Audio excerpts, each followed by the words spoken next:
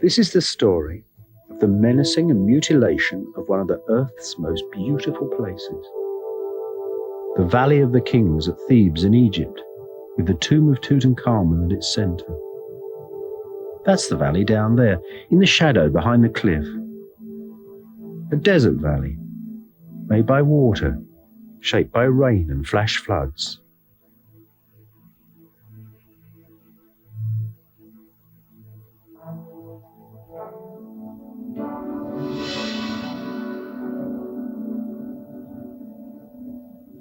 I'm standing just above the great golden coffin of the boy king Tutankhamun. His bones are still inside. Once upon a time, they were encased in two more coffins, the three of them, one inside the other. And outside of this great sarcophagus stood huge golden shrines. And over there were the gods of Egypt, again in gold and lapis lazuli. And over there were the royal chariots, the armor, the chairs, all the paraphernalia of a royal household. It was a treasure which nobody had ever even imagined. When old Egyptologists who studied the profession all their lives first came into this tomb, they left weeping. It was a vision for the world, you might say. Now, you see that? That's a rock crack that runs through the roof of the tomb. And just 2 years ago, water came in here and there are 3 inches of rainwater on the floor of the tomb. And that can cause terrible damage in a place like this. Isn't that extraordinary? That's the first time since the boy king was buried here 3,000 years ago and more that such a thing happened. And you know, since then, the West has done nothing about it. Now, this tomb has generated millions and millions of pounds. The boy king and his golden mask has gone round the world, from Tokyo, all over America, all over Europe, everywhere. The books, the films, everything that's come out of this tomb, a huge tourist industry. Not to say the impetus behind the profession of Egyptology. All this has come from here. And yet nobody in the West seems to care about it.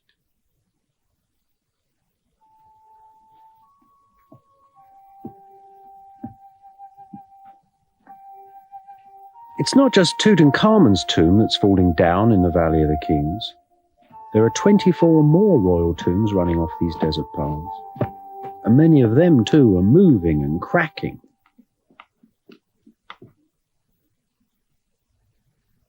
This, for example, is the great tomb of King Seti I.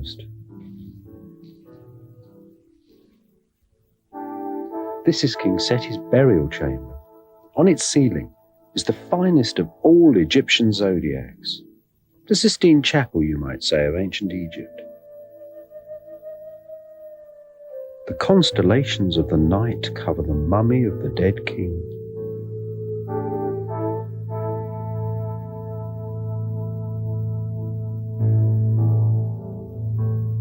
"15 years ago, I predicted that a part of this ceiling would fall down. 2 years ago, it fell down, hit the floor and smashed to pieces. It's been glued back up now, but it'll never be the same." You see, what happened was this. There was a man who actually decided to excavate the bottom half of the tomb. What was in it? Was there gold, silver, more ancient history? We don't know. He never got to the bottom of the excavation. But for this room, it was a disaster. The true effects of it have to go next door.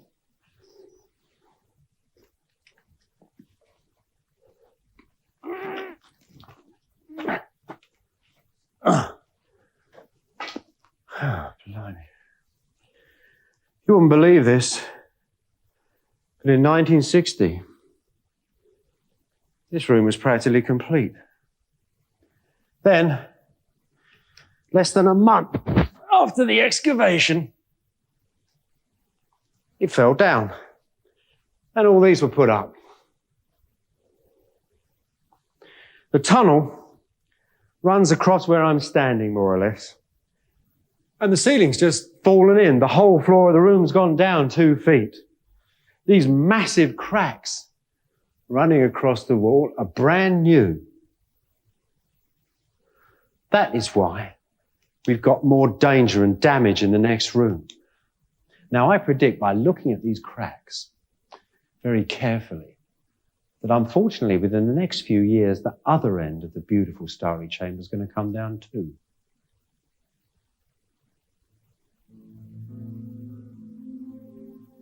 Well, just how much of ancient Egypt is closed for restoration? The struggle to save the Sphinx, of course, has been international news for years. The rest of the problem, though, isn't quite so well known. With the Temple of Komombo, for example, underground water is weakening the columns and the walls. In the 1992 earthquake, huge blocks fell down from the ceiling and smashed onto the floor. So far, Western Egyptologists who have worked here for so many years have done nothing to help. With thousands upon thousands of monuments to look after, for the most part, the modern Egyptians manage alone. It's an unequal struggle. The world-famous Temple of Luxor, yet another monument that for years has been held inside a massive scaffolding. Western Egyptologists are watching it crumble as they work. Do you think that foreign Egyptologists are doing enough to help the monuments of Egypt? I think foreign Egyptologists have done very little to help us to restore and to maintain the heritage of ancient Egypt. They let for us to bear the burden alone in restoring and maintaining the monuments they excavate themselves. They are satisfied by picking up this and that and by writing books about their work, and they told us that it is not their work to restore the monument.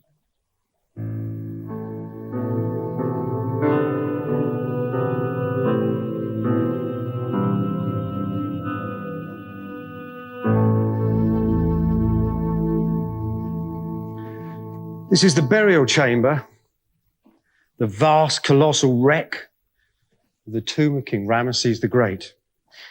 If we're not very careful, most of ancient Egypt's going to look like this in 25 years, dug up and destroyed. And will be known as the people who thought about saving whales and forests and didn't think to save its own past. You know, 2,000 years ago, an Egyptian scribe saw it coming. And he protested. He said, "Do you not know that ancient Egypt is a copy of the universe, the temple of the world, and that if it goes, the world will be full of graves and dead men?" I think what the ancient scribe is saying is if we let all this slip through our fingers without caring, a bit of our humanity will die.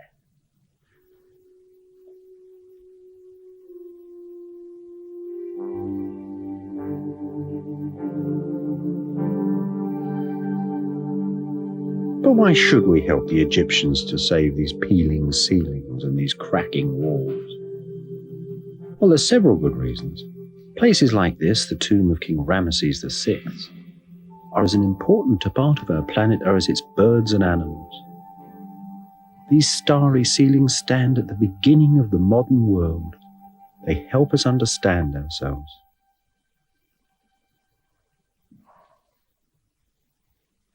You know, to the ancient Egyptians, these places were key elements of their civilization. See, here they've laid out in great good order the meditations of thousands of years, meditations on life and death, cosmic order, and most important, the order of their state. And that really is the roots of our notions of modern sacredness too. They've done it so simply. See, the idea of death and resurrection, the eternal process of life and death, is seen as the journey of the sun through the 12 hours of the night. So the dead king here dies and is resurrected with the sun on the eastern horizon. He dies and is resurrected just as Jesus will be, in fact, 1,000 years later.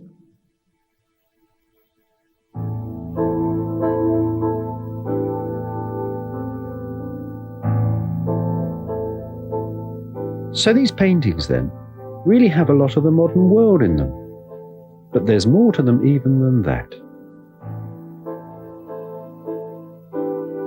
There's a lot here, too, that tells about delight, about skill and excellence, and above all, about human dignity.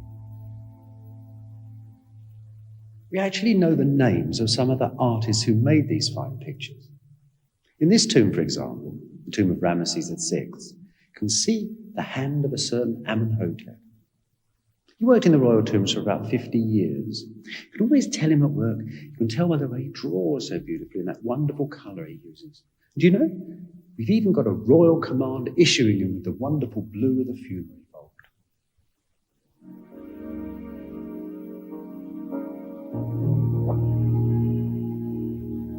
It's not just the insides of these tombs that are so precious. The valley itself has spaces in it as old as human history. Some of the first Christian monks of all lived in this place. And 30,000 years before them, Stone Age people made arrowheads and axes on the self-same hills. These white paths were made by the craftsmen and artists who made the royal tombs, and they were here generations of them, until about 1000 BC. Walk down these pathways then, and you walk with the tomb makers. These are Pharaoh's pathways.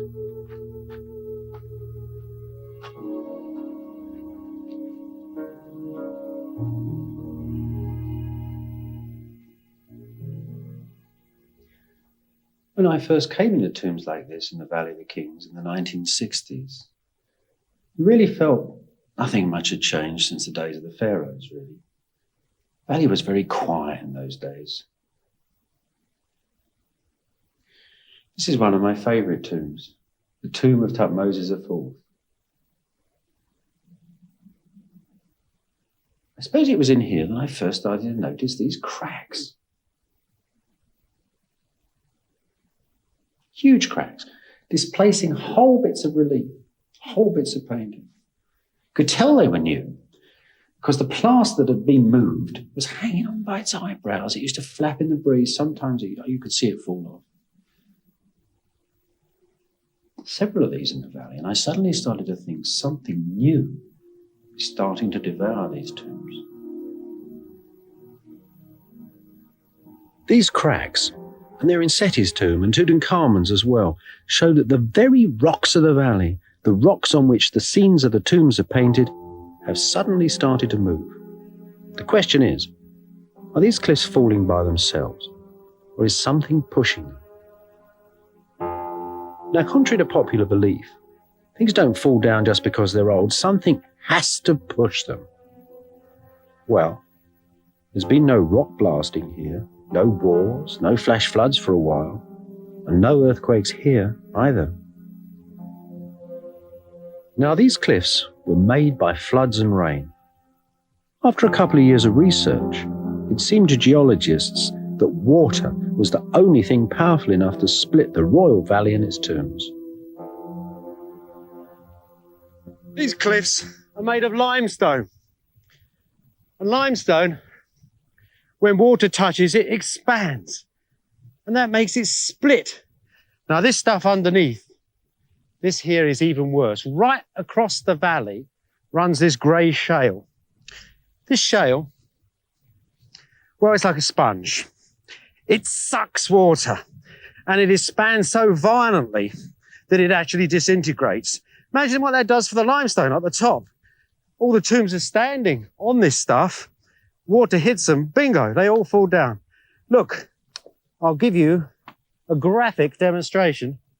Here's a lump of shale. Pour some water on it.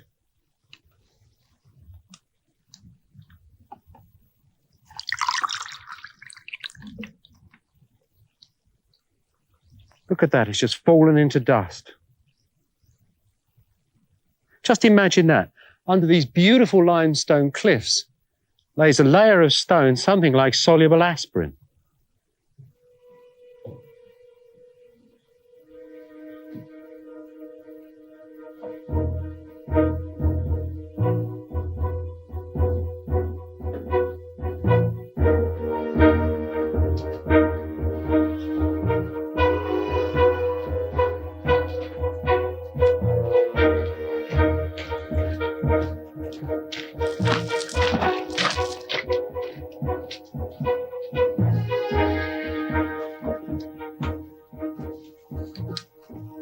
this is what happens when water gets into tombs.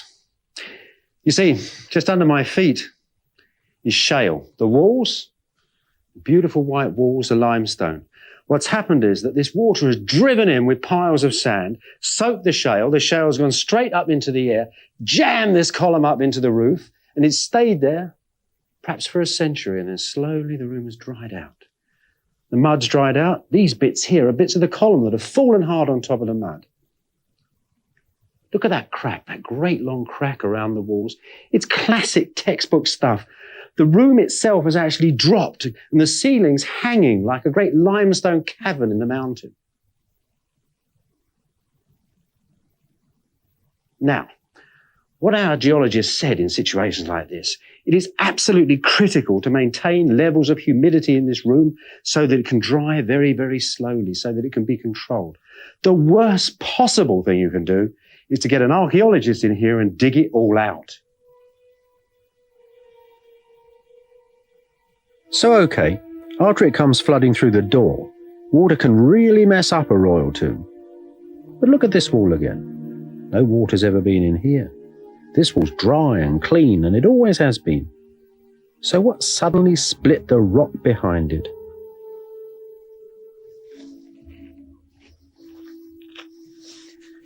In the end, this turned out to be the culprit. Inside this concrete is a pipe. That pipe used to come from a rest house over there.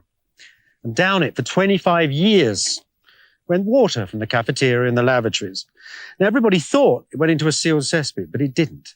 For 25 years, this pipe had leaked into the shale, and that was pumping up part of the valley and causing the fractures in the tombs. The whole place was on a knife edge.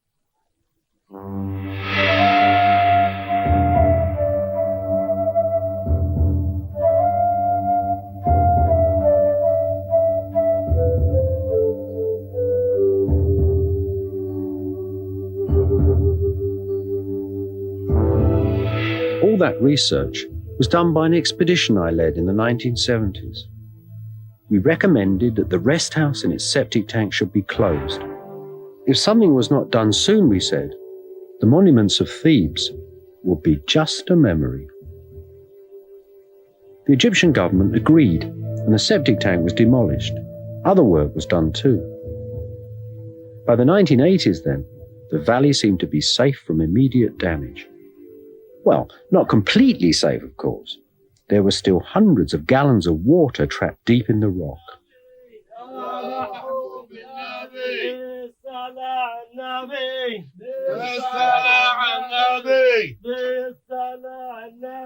Then, late in the 1980s, several Western archaeological expeditions started to excavate again. So that water trapped in the rock might be evaporating faster now and shrinking and cracking the tombs. So, were these new expeditions taking care that no damage would occur? I asked the government officer in charge of the Valley of the Kings. Working here in the Valley of the Kings, there are 5 missions, but no one is working with a good cooperation for saving the monument itself. Each one wants to publish only a tomb, but not to make a study about the geology of the tomb, the cracks inside the tomb which he is publishing, doesn't want to make some kind of restoration in the tomb, also doesn't want to pay for the glass to protect the tomb. Up till now, Egyptian Antiquities Organization in Egypt making everything in the Valley of the Kings alone. Nowadays, the first thing you notice are huge new piles of excavation debris. When the flash floods come again, these will trap the flood waters and send them into nearby tombs. The second thing you notice is that there are just more open tombs than there used to be, 20% more in fact, and any one of them could have opened a new path to that moist shale underneath. This tomb gives us special cause for concern. What you're looking at is the beginnings of an American excavation that is planned to go on for quite a long time. They're digging close to what was probably the source of the recent trouble in the valley, the old rest house septic tank. What had happened was the sewage line had leaked into this tomb, and the Americans had dug away the asphalt of the road, taken out the sand, and as they said, were greeted by a great blast of hot, moist air. It must have stunk, all of that sewage. Some 1,500 tons of debris in that hill, absolutely soaked in sewage. Ugh. Now, what did they do? Our geologists say that if you have a soaked tomb, you leave it and you let it dry slowly, slowly. These people proudly announced to the world that they left the door open so it could all dry out.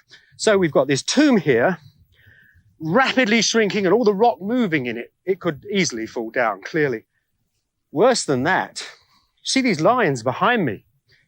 These are rock faults which run right through the desert in that direction for quite a long way, and in this direction run straight under the most famous painted tombs. Now, quite likely, for years, this water had been forcing these rocks up. Now, suddenly, the tomb is drying out. Already, there are telltale brand new cracks appearing in the tombs.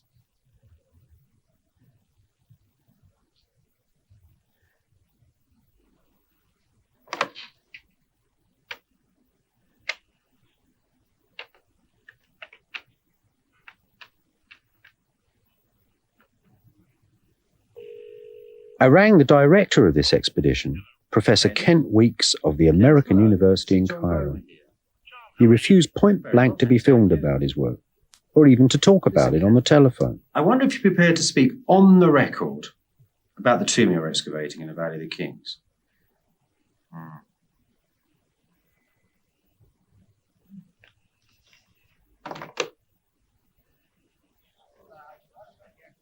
In another part of the valley, the German excavation was digging out a recently flooded tomb. Even as they excavated, they told me, pieces of stone were falling from the walls and ceiling. Imagine that. This dark, wet flood debris from inside the tomb is being dumped straight out onto the valley floor.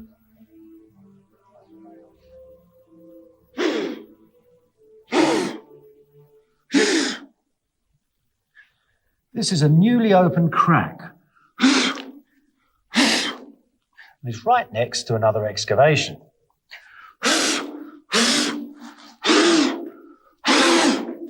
It runs up the wall, across the floor here. It's so big here, you could post letters down it. And then it runs up the wall. This old crack's opened up so much here, the bits have actually dropped off in the last few months. Now, what's causing this crack? This is right in front of a beautiful tomb. Well, let's chase the crack some more.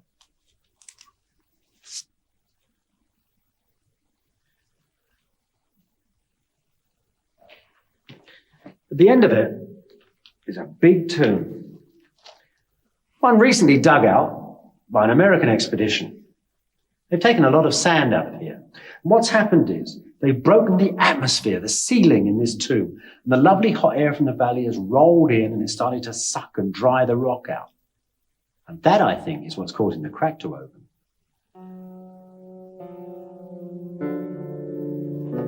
That tomb was excavated by a team led by Dr. Donald Ryan of Pacific Lutheran University. He's researching small tombs. Unfortunately, the newly opening crack is just yards away from one of the finest tombs in all of Egypt. The essential quality of Egyptian art is its intensity of observation. In its masterpieces, even the hieroglyphs, an arm, an animal, an eye, a face, have pulse and breath. In the twinkling of an eye, inanimate things are reduced to their essentials. I went to meet Dr. Ryan to see what he had to say about the excavations. Recently, in the Valley of the Kings, we've seen old cracks in the tombs widening, and we've seen completely new cracks appearing as well. Now, some of this seems to be related to archaeological activity. Now, you've been digging in the Valley of the Kings. How do you feel about that? Well, if that's indeed the case, then I think it's a matter for great concern. As you know, there's a number of different variables that might contribute to damage in the Valley of the Kings. And as you well know, it's very difficult to ascertain exactly which activity, whether it's natural or the result of excavation, it might be responsible for a given crack or widening of cracks in the Valley of the Kings. Nonetheless, if there are cracks that are indeed appearing at a time or in the aftermath of recent excavation, I think it's something that any archaeologist, including myself, working in the Valley of the Kings, should take very seriously and see what we can do if indeed there's a possibility that we are responsible. Look, the valley actually exists absolutely on a knife edge. The difference between the tombs collapsing and standing is a very fragile one. And yet we've got expeditions working there that are absolutely science-driven. Research, it's called. That holy title, like it was a cure for cancer or something. But it isn't. And sometimes it actually seems to be interfering with the very existence of these major monuments. Maybe our needs for archaeological research can be addressed while we are carrying out conservation in the Valley of the Kings, and maybe the new priority indeed should be conservation first.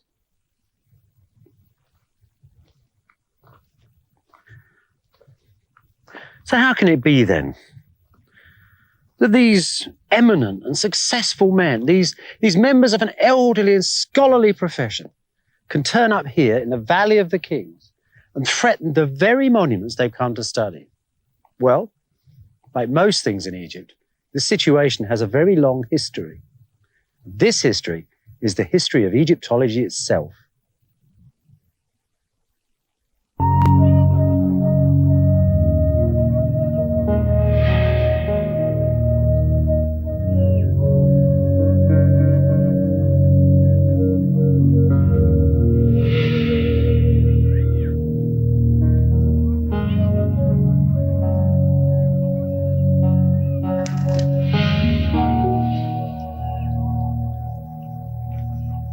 For most of Western history, ancient Egypt was just an idea, just a dream, like the city of Atlantis or the kingdom of Thule. It was something magical, something the ancient Greeks had written about. The ancient Greeks wrote of the wealth of Egypt, of its great palaces and temples. The ancient Greek travelers described what it was like, yard by yard in this land. For most of European history, the whole idea was a fabulous one. All that changed in the 18th century. A Jesuit missionary called Father Claude Sicard came down the Nile in a boat, in a sailing boat, carrying Greek books. With the aid of a tape measure and these books, he was able to lay out all of ancient Egypt. He could read things like this. Now, the priests said that in their records they find 47 tombs of kings, but only 17 remain at this time. This is a Greek text. Father Claude goes to the Valley of the Kings, counts the 17 tombs, and he thinks this is what the ancient Greeks are talking about. And then the Greeks tell him, 10 miles from these tombs stands a monument of the king known as Ozymandias. And he measures out the miles and he too finds a temple. Now, Sicard was doing this for a reason. He wanted to write a geography of ancient Egypt, a book about the land. It was the beginning of Egyptology.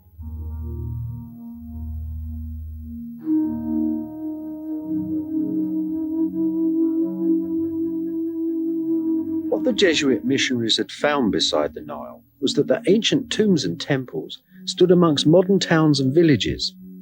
This Theban village, for example, was built amidst the tombs of ancient noblemen. When Sicard came here, some of the finest products of the ancient world lay scattered through these hills.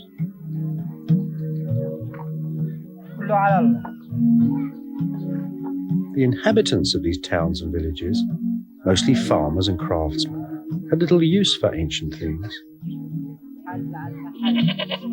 Stripped of their gold and other valuables, most of the tombs were more or less intact. Now, though, their time had come. Just 100 years after the Jesuits had rediscovered Thebes, the European agents had invaded the entire area. Some of them actually set up house and lived here, chipping and cutting away at the monuments. This is probably the last one that remains.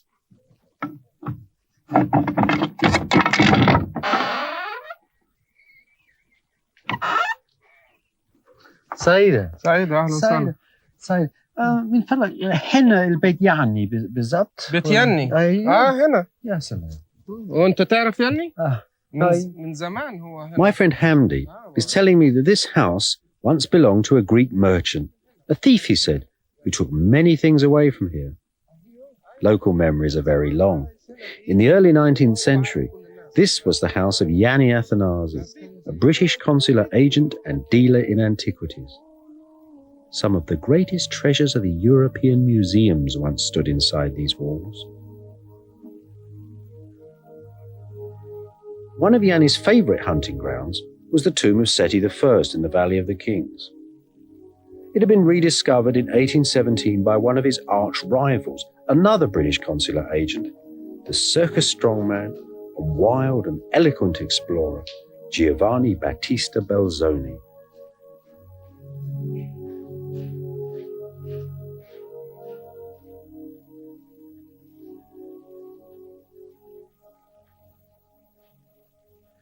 We're 100 yards underground now, right deep in the tomb. It was this little room, above all others, that came to symbolize really for 100 years, right through the 19th century, ancient Egypt itself. It was the 19th century's Tutankhamun's tomb, if you like.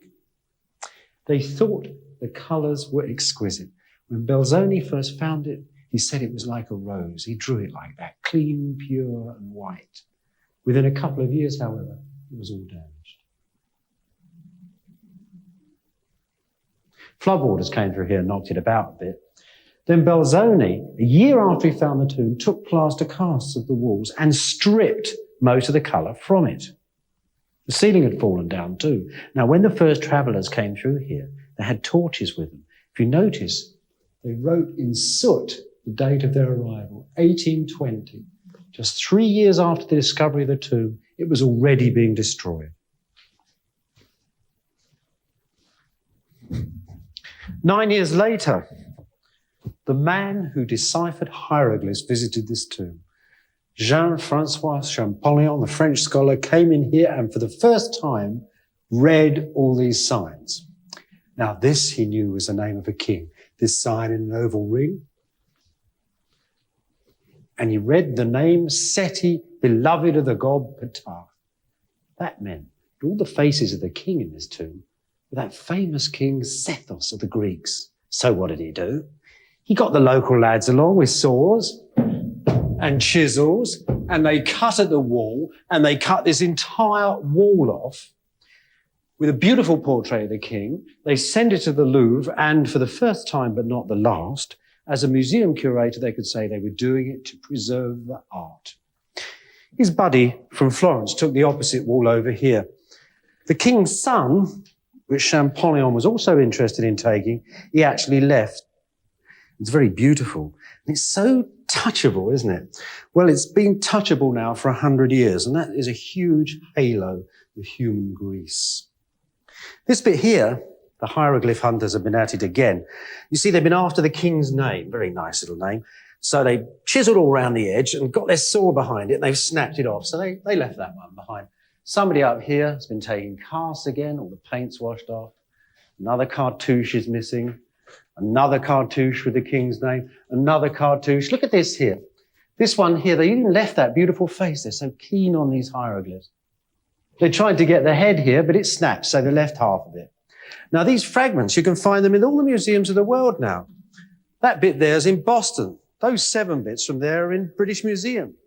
These 2 are in Berlin. 7 have been sold at Sotheby's. If Yanni and his friends just damaged royal tombs, they devastated private ones. They dug out their wall paintings, framed them, and sold them like pictures. This cave was once a priest's tomb, painted by Amenhotep himself, the great royal tomb painter. Before Yanni and his friends came here, Amenhotep's paintings had been famous. Now all that's left is this flash of leg in fine white linen. These are the drawings of this place before it got wrecked. There was a party going on down here. And I think the dancing girls went somewhere along here. They were going to a feast.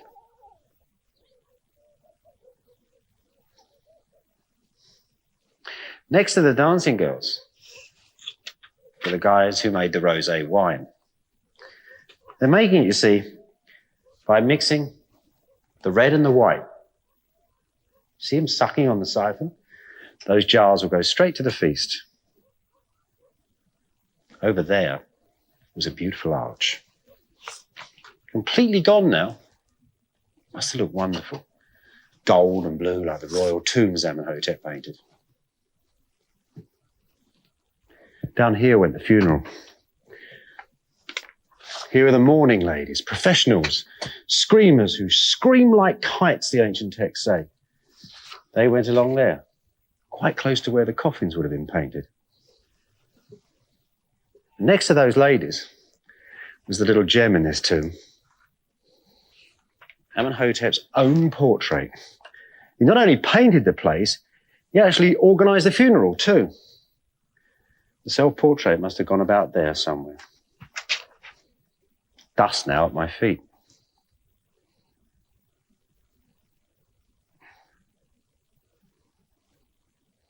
Just behind his self-portrait was the masterpiece of the whole thing. It was Amenhotep's patron, King Amenophis I. They shared the same name.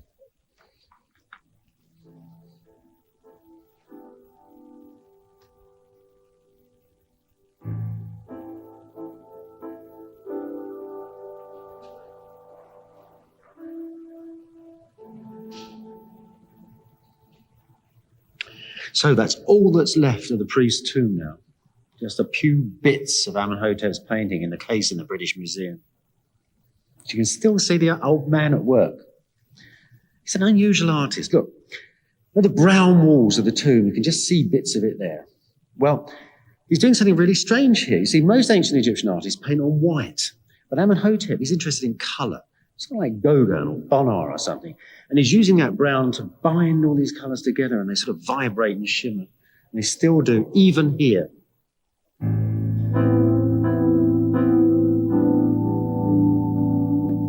All these other fragments too, just filled with ancient life. The herdsman and his cows, the foreman. Little bits of Egypt, trapped in picture frames, jumping like crickets in a cage.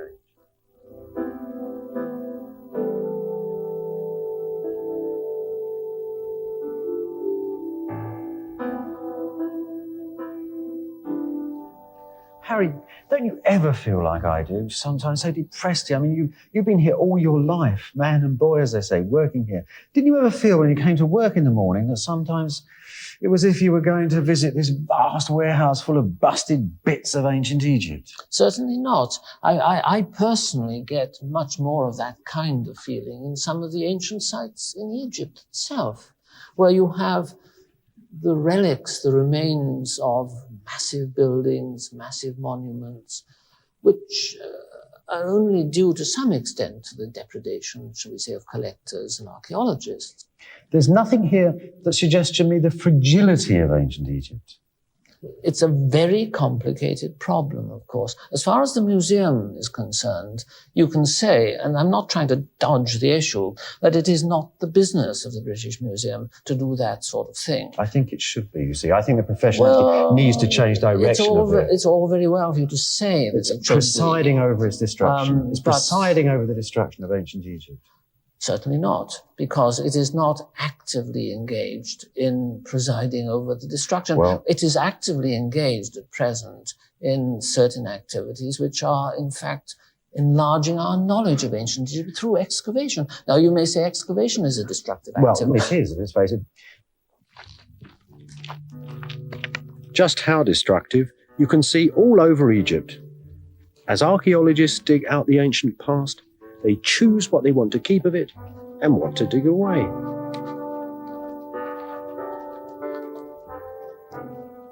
Archaeology digs holes in the past. It is destructive. Perhaps these days, it should only be done at sites that are immediately threatened by the modern world. There are enough of those around. But that's just a pipe dream, really.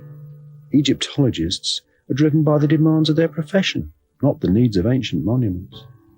And nowhere can you see this more clearly than here, on the plateau at Saqqara. That building just behind me there, about a mile back in the desert, is the first major stone building man ever made. The Step Pyramid. The father, you might say, of world architecture.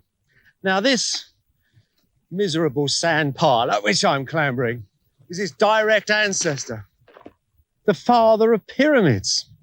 What the British actually found here, was an extraordinary little building. It was only a couple of meters high, and it had 7 wonderful smooth steps on it. And it had laid under the sand for 5,000 years. So they took the sand away. There was a doorway there, a passage leading down. The king's burial chamber was here. The granaries for the royal spirit were here.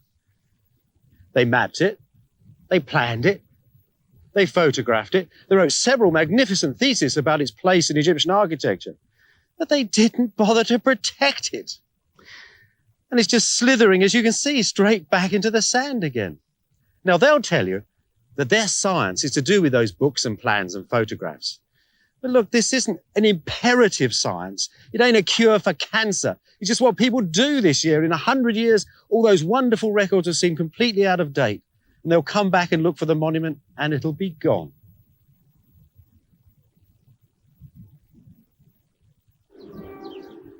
Many of the foreign Egyptologists working in Egypt are still drawing today. For graduate students, work like this is a step up the academic ladder. Western universities call it field work.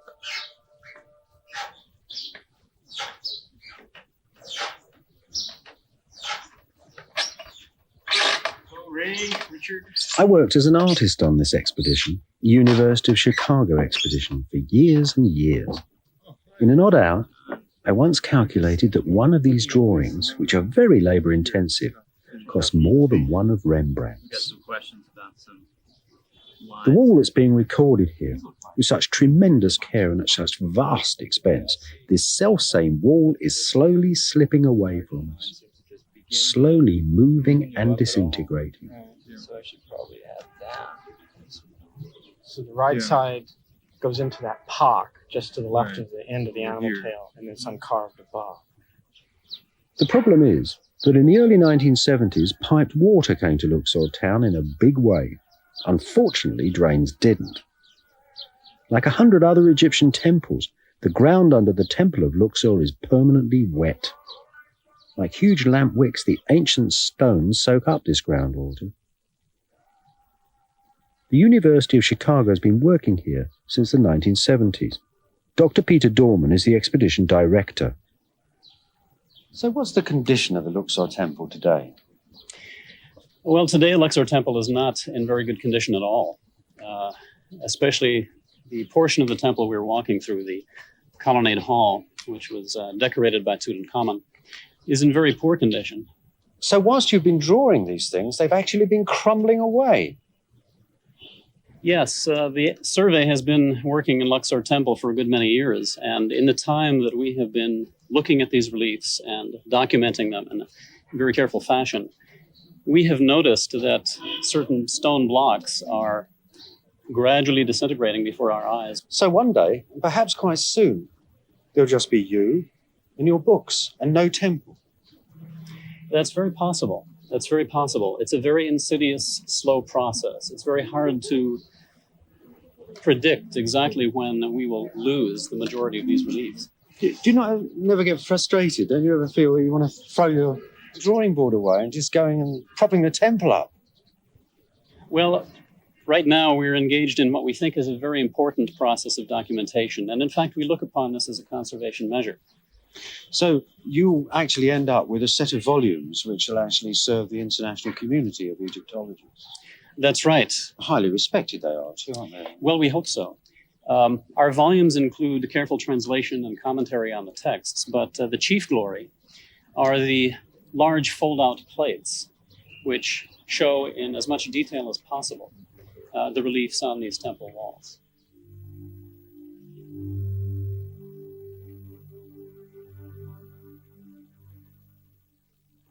This is something I've noticed before, that for the profession, ancient Egypt is becoming a book, in fact. Well, That is correct in a sense, but I think it's perfectly acceptable. Archaeology is nothing unless the results of the archaeological work are published. Otherwise, it's just lost to science. So there are actually expeditions working in the field, recording things that are falling down and calling it conservation. In a sense, yes. I think that's outrageous. No, it's not outrageous. You're oversensitive. I'm not saying that we are not interested in conservation. We are. What I'm saying is we have to have priorities. We will conserve what we can in the conventional sense of conservation, people trying to stop the decay. Certainly we will attempt to do that. But with a country as rich as Egypt is in archaeological sites, you can't conserve everything. Oh, so you are actually conservation driven at the end of the day. You wouldn't open a site unless it was actually endangered. Well, there's more than one way of conserving a site. And in my view, the best way of conserving a site is to document it properly, record it, and publish it. Make no mistake about it. What these Egyptologists are telling us is that their books are as good as ancient Egypt. That's how they can honestly claim that by making more books, they're helping to preserve the past.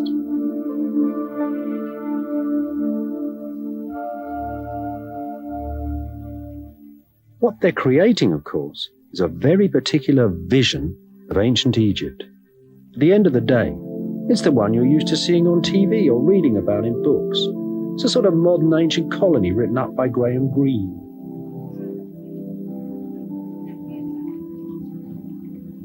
We have to look at that later. The hieroglyph here is also an hieroglyph for offering.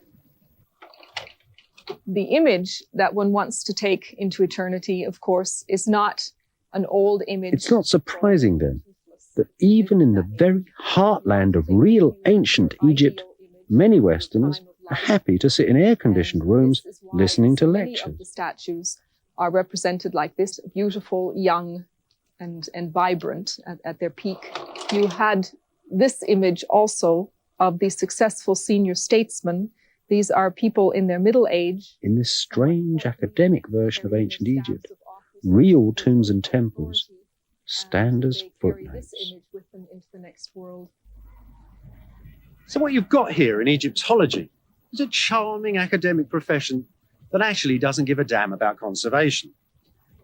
Take their last International Congress, for example. Out of 340 papers, just 3 of them were on site conservation. Now, this has a devastating effect on the monuments.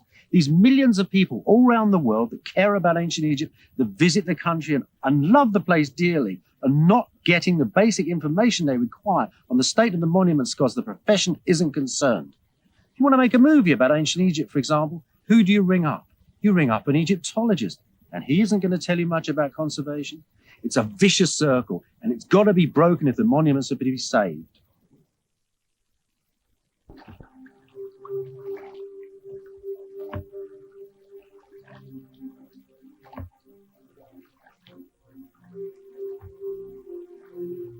There was a time, a while ago, when the world cared about ancient Egypt, cared about its survival, not in libraries or in museum cases, but in the living landscapes in which it had been born.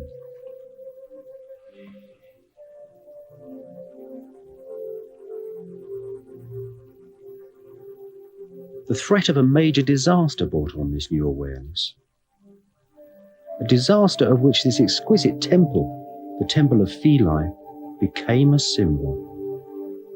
In the 1960s, an enormous lake building up behind the new-built Aswan Dam was drowning the province of Nubia and all its ancient tombs and temples. For the first time, UNESCO took up cultural conservation. Foreign Egyptologists went south and worked as part of an international rescue campaign. After most of the archaeology had been done, Philae Temple, the Pearl of Egypt it had been called, was still trapped inside the rising waters of the Nile. Enthusiastic now for conservation projects, Egyptologists told their governments about the drowning temple, and money and expertise was found to save it. As the Nile rose ever higher, foreign and Egyptian engineers built a dam around the temple. The water inside was pumped out, the temple was taken down, and block by block, Philae was moved to higher ground.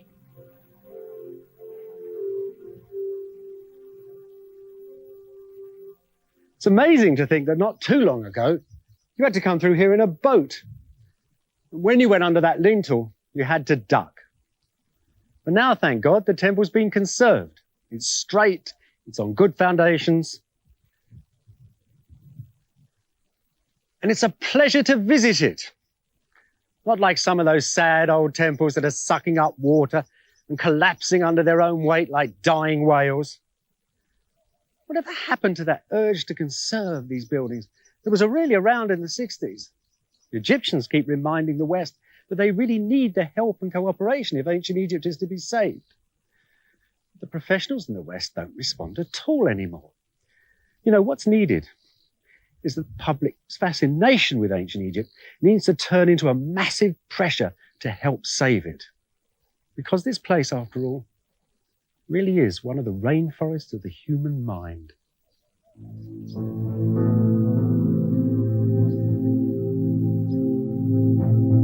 Every temple in Egypt could be preserved as well as Philae.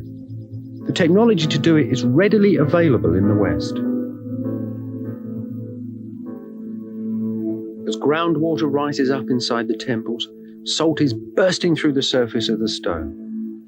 The fine reliefs are peeling away like orange skins.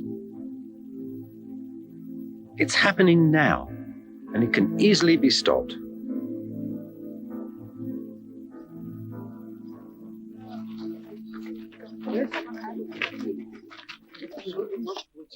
Meanwhile, millions of interested foreigners come to admire ancient Egypt.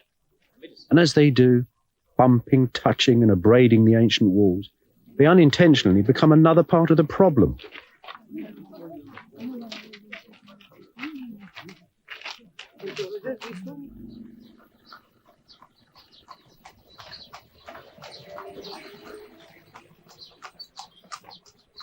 The truth about tourism is it actually has a potential for good and bad.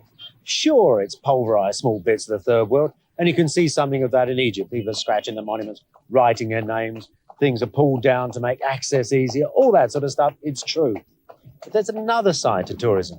As an industry, as the world's biggest multinational industry, it actually doesn't want to see these monuments destroyed because it would be destroying its own assets. And there's an even more important point here too, and that's the tourists themselves. They come to Egypt because they're interested in the monuments. There's a tremendous potential for caring in amongst these people, and yet the word doesn't seem to be getting through.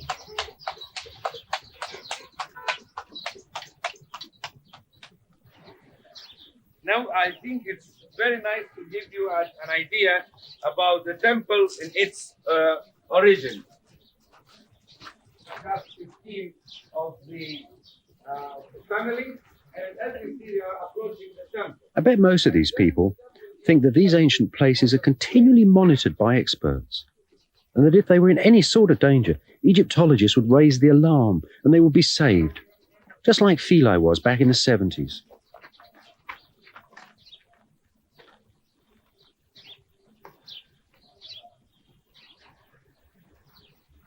I asked Dr. Dorman if, in fact, Egyptologists really were looking after ancient Egypt.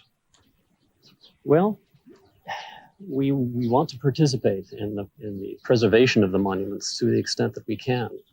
Part of the problem of physical conservation is the enormous cost. Most archaeological expeditions, as you know from having been on several, run on a shoestring budget. And I think the cost of moving Luxor Temple alone from this spot to another location would be astronomical. And it would require major international effort, I think.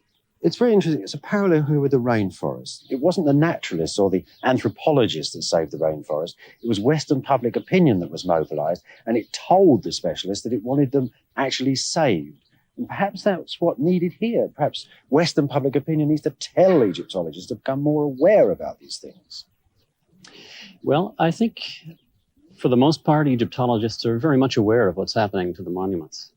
And at the same time, I think it's unfair to place the burden for preserving those monuments on the shoulders of a fairly small group of people who lack the expertise, the technical expertise, and the financial resources to conserve them in a permanent manner. Let's face it, though, very few of them ever seem to have the inclination. Today, in Egypt alone, foreign Egyptologists spend millions more on offices and libraries than they do on conservation.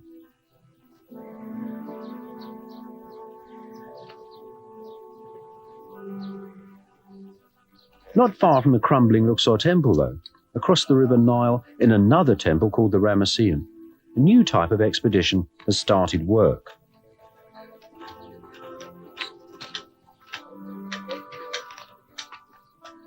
Here, too, is a new type of Egyptologist, a Frenchman working in cooperation with his hosts, a person who does not exploit the monuments in the name of science. Let's hope it's a sign of the future.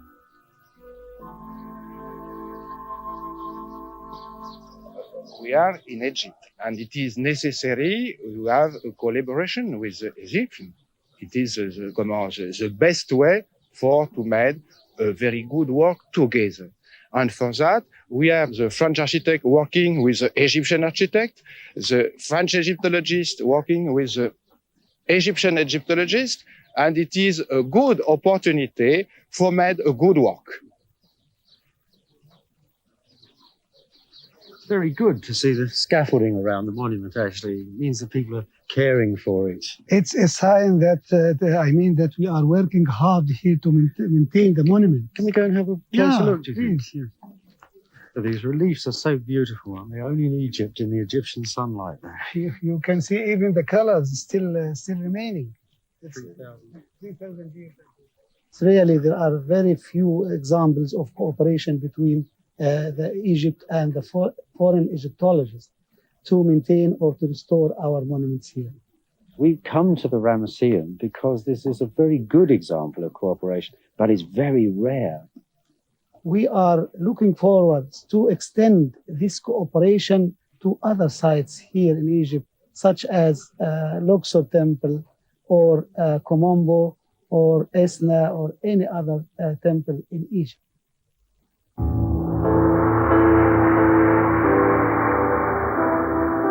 Now, don't ever think that conservation work isn't just as sexy as Indiana Jones.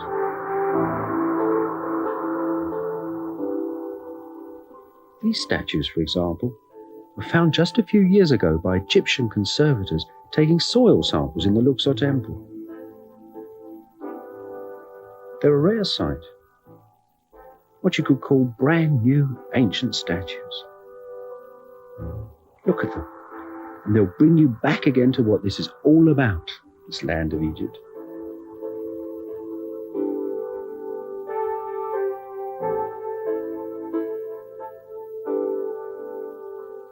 These sculptures are definitions of dignity and human warmth, and the beginnings of civilization. So what about the future of this past? Suddenly discovered this.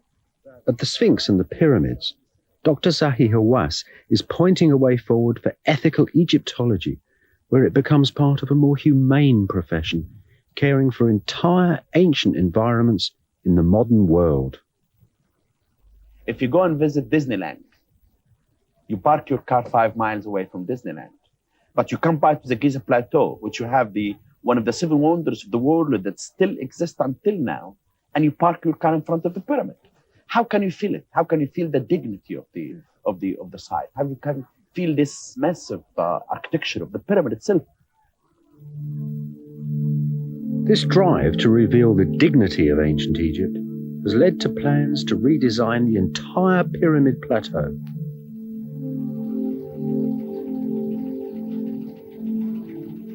You will leave your car in a parking lot down the plateau and walk up to the Great Pyramid. And this is how you feel it and how you will walk until you will see yourself and feel the pyramid. And after that, you visit the Great Pyramid and the Second Pyramid and the boat, and you will come back walking to your car down. You will have a desert center in this area. It will be under the ground. In this center, you'll know the story of the site itself.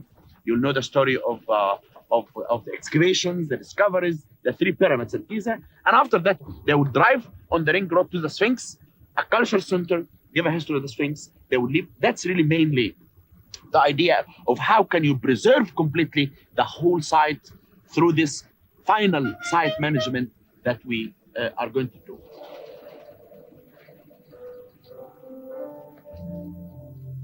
Man fears time, the Arab proverb says, but time itself fears the pyramids. Today, though, these self-same pyramids and all of ancient Egypt, indeed, needs the succor and support of many modern sciences. Every site in Egypt is unique, and each one has its own special problems. I know about the Valley of the Kings. Let me tell you something of what that needs for its survival. First of all, some of the royal tombs demand emergency attention. Something, for example, to stop the ceiling of Seti I tomb from smashing onto the floor within the next few years. The valley must also be made safe from flash floods. Data banks are needed too, to find out what's happened here over the last 100 years. And the tombs need monitoring equipment in them to raise an alarm if something moves. It's just a series of scientific problems, really, which in this day and age are not too difficult to solve. At the moment, though, to our eternal shame, the West is the greater part of these problems rather than a part of their solution. The Valley of the Kings is on a knife edge. 170 years of exploitation has to stop now if this place is to survive.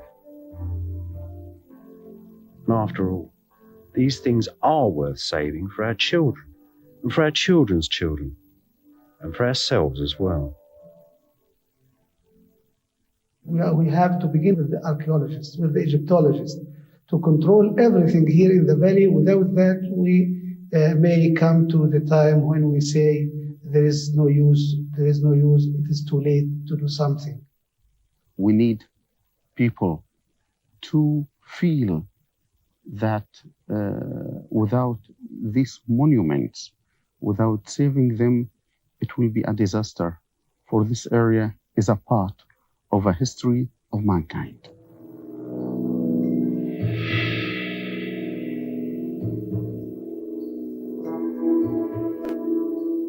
As this film was being finished, I helped to organize an international committee under the auspices of the Egyptian government to conserve the Valley of the Kings. A little later on, Dr. Donald Ryan informed us that his expedition too conducted an independent conservation survey in the Royal Valley. The excavation of the royal tombs is still going on though, and the damage that we predicted and so feared within those great painted rooms is now taking place.